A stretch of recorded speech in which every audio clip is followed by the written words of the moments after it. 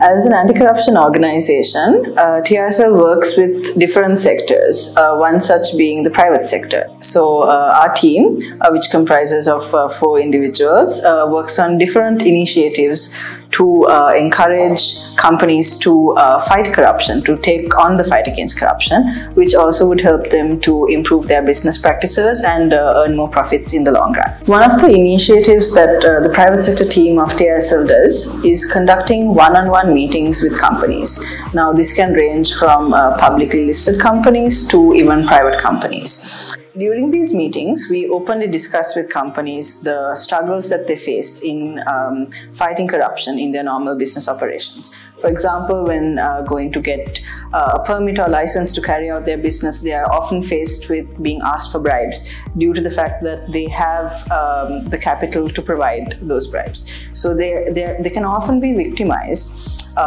in terms of corruption, but also we see several instances where they could also be a large part of the problem, where they are engaging in bribery and corruption willingly, providing bribes to get more profits. During these meetings, we also discuss with companies the different approaches they can take to potentially minimize these risks. In general, we have this open discussion with them about the other initiatives that we do and look for more opportunities for collaboration with the companies. Something else that we do through the private sector team is training programs on anti-bribery and corruption. So we do in-person sessions where internal trainers from TISL will speak to them about the basics of anti-bribery and corruption, where we talk about the different the costs of corruption, the motivation to engage in corruption, and also looking at the legal mechanisms that exist in Sri Lanka to fight this issue and to address this issue. We also do talk about the different solutions to corruption for the private sector. So that is what we cover in our trainings. We're also in the process of creating e-courses and online learning modules so that the private sector can use these to improve their knowledge and expand their knowledge about anti-corruption practices. One of the other things that we do discuss at these meetings is also the fact that TISL conducts policy reviews for companies if they are interested. So what this means is if a company has an anti-corruption policy or a code of conduct that basically covers some anti-corruption provisions, we offer to review it for them and suggest improvements if any are needed, and support them in developing a policy if they are interested in that as well. One initiative that TISL is very interested in and very passionate about implementing in Sri Lanka is the concept of collective action.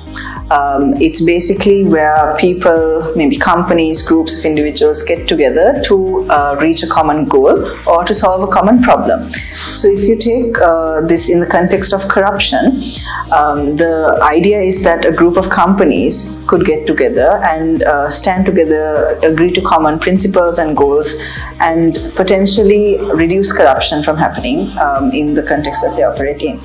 So this is not necessarily a westernized idea or something that sounds very much like it cannot be achieved in a context like Sri Lanka, but it has been implemented all over the world, even in the Asian region, in countries such as Thailand and Indonesia. So TISL actually first heard about this when it was implemented in Thailand. What happened was basically that a few companies got together and agreed that corruption is a severe problem that's affecting them and increasing their business costs and operational costs. So they decided to do something about it. So they went through a checklist that was provided by another organization and did a self-assessment. And then this self-assessment was also verified and certified by an external auditor. And these companies joined together to form this coalition.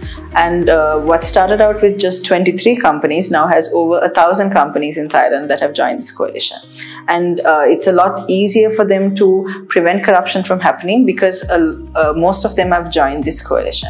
So we'd ideally like for something like that to happen in Sri Lanka as well, because Sri Lanka has a very similar context to Thailand, where corruption is systemic in nature, where it's so ingrained in the system that solutions to corruption are very rare. So if it worked in Thailand, we're hopeful that it could work in Sri Lanka as well. Another initiative our team does is this research called the Transparency in Corporate Reporting Assessment. In short, we call it the TRAC assessment, which looks at the transparency level of corporate disclosure by public limited companies in Sri Lanka by using publicly available information. We initiated this assessment in 2020, first assessing the top 50 public limited companies listed on the Colombo Stock Exchange based on market capitalization, and we continued this assessment on an annual basis, increasing the number of companies assessed each year, and earlier this year we launched the 2022 TRAC report. The methodology we used for this assessment was developed by Transparency International Secretariat, which is based in Berlin, Germany, and this assessment is also internationally adopted by countries such as Vietnam, Chile, Spain, Brazil, among others. In this assessment, we look at 4 main areas that are crucial to fighting corruption in the private sector, namely reporting on anti-corruption programs, organizational transparency, reporting on domestic financials, and reporting on gender and non-discrimination. Each of these sections carry significant importance. If we take day-to-day business operations, there can be instances where a company can be prone to the risk of corruption when they are dealing with their suppliers, agents, and other business partners. Under the section on organizational transparency, we look at whether the companies have disclosed the countries where their subsidiaries and associations are incorporated in and operating. And also we look at whether they have disclosed the ultimate beneficial owner of these companies. This would also help their investors to detect illegal activities such as creation of shell companies, money laundering, tax evasion, etc. Under the section on reporting on domestic financials, we look at things such as whether they have disclosed their revenues, capital expenditure, income tax, etc. Because this will allow the investors to see whether they have evaded taxes or whether they have misallocated the funds they have used to invest in these companies. And the last main section we look at is reporting on gender and non-discrimination policies. The reason we added this section is in recognition of sextortion or sexual bribery that take place in the workplace. So through this section, we thought it's important to look whether companies have disclosed policies related to non-discrimination, promotion, recruitment to reduce the risk of sextortion in the workplace. However, a limitation in the TRAC assessment is we only look at publicly available information to conduct the assessment, and it does not look at the veracity of the information disclosed by the companies. So if a company gets a low score, it doesn't mean that the company is corrupt or they're doing anything wrong. It means that they haven't disclosed the information we are looking through the TRAC assessment. Conversely, if a company gets a high score, it doesn't necessarily mean that the company is not corrupt. It means that they have disclosed the information we are looking in the TRAC assessment. Through this TRAC assessment, what we expect is to encourage companies to improve their standards of integrity and transparency in business, and also to engage them to disclose their information proactively for their investors and to the general public. The corruption risk mapping research is one of the activities that the private sector is doing at the moment. As the name suggests, the study will map out the contemporary corruption risks that are faced by the private sector entities in Sri Lanka while they are doing their business.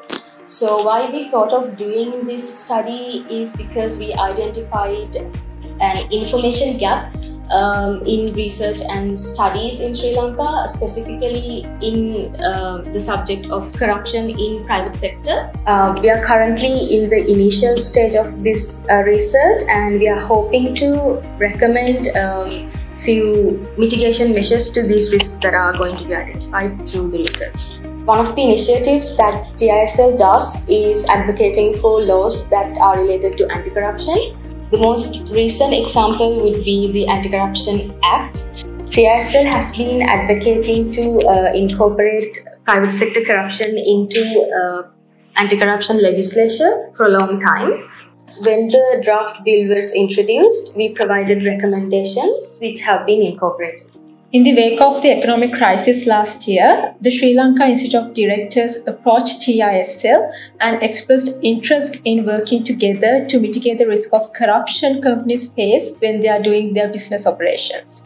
Therefore, the two organizations formed Business Against Corruption Initiative to help these companies improve their internal checks and balances and to strengthen their anti-corruption policies, programs and procedures, among others. Because as long as corruption lingers in the economy, it discourages foreign investment and it also inflates prices of products and services. And sometimes it also might create more space for companies to engage in more corruption, to avoid bureaucratic red tapes, and sometimes they might even solicit bribes when dealing with government officials and engage in price fixing. So far, 12 companies have come on board, and TISL is currently working with these companies individually to help them take a internal reflection on corruption risks they face in the private sector. We are helping these companies conduct risk assessments, and we are also conducting anti-bribery and corruption trainings for the management of these companies in the hopes of them extending these trainings to their employees in the future.